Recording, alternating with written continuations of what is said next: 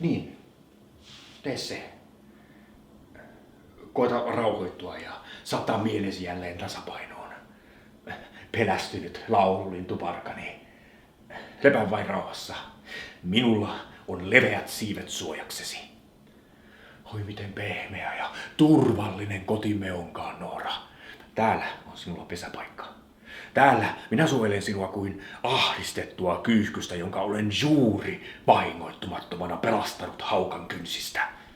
Minä kyllä rauhoitan lepattavan sydämesi, Noora. Usko pois. Se tapahtuu vähitellen.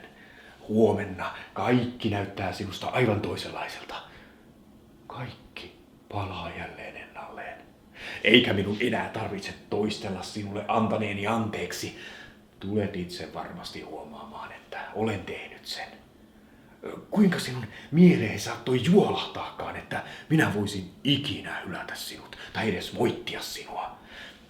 Sinä et tunne oikean miehen sydäntä, Noora.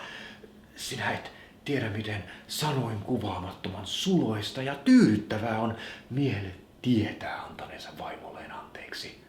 Antaneensa anteeksi aidon ja vilpittömin sydämin. Vaimohan on siten ikään kuin kaksinkertaisessa mielessä tullut hänen omaisuudekseen. Mies on uudelleen saattanut hänet maailmaan. Hänestä on tullut hänen vaimonsa ja lapsensa.